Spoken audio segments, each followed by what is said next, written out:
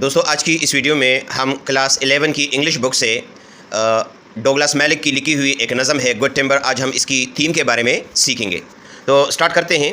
The poem good timber by Douglas Malloch compares strong people to strong trees.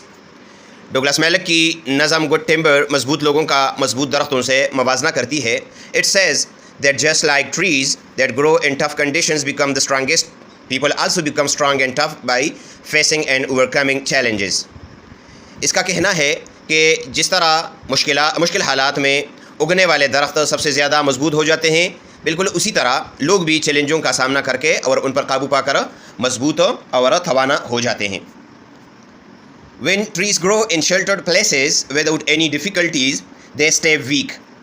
یعنی کہنے کا مطلب یہ ہے کہ جب درخت پناہ گاہوں میں یا سایوں میں بغیر کسی مشکل کے اگتے ہیں تو وہ کمزور رہتے ہیں. ٹھیک ہے، وہ توانا نہیں بنتے، اس کے تنے جو ہے وہ کمزور پڑ جاتے ہیں.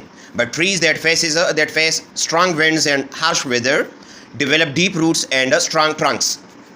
یعنی کہنے کا مطلب یہ ہے کہ جو درخت تیز ہواؤں اور سخت موسم کا سامنا کرتے ہیں وہ ان کی جڑیں جو ہے وہ گہری ہوتی ہے اور مضبوط تنوں کی نشونما جو ہے وہ کرتے ہیں، یعنی اس کے تنے جو ہے وہ مضبوط ہوتے ہیں.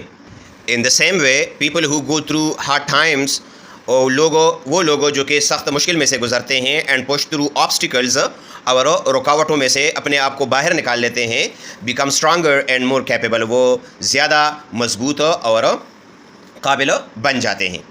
The poem teaches us that difficulties help us grow and become better. نظم ہمیں یہ سکھاتی ہے کہ مشکلات ہمیں آگے بڑھنے اور بہتر بننے میں مدد کرتی ہے. تو دوستو یہ تھا آج کا ہمارا ٹاپک. امید ہے آپ کو اس کی سمجھ آ گئی ہوگی. کسی بھی جگہ پر آپ کا کوئی سوال ہو تو آپ کمنٹ میں پوچھیے گا، انشاءاللہ میں آپ کو ضرور جواب دوں گا. Thank you for watching. اللہ حافظ.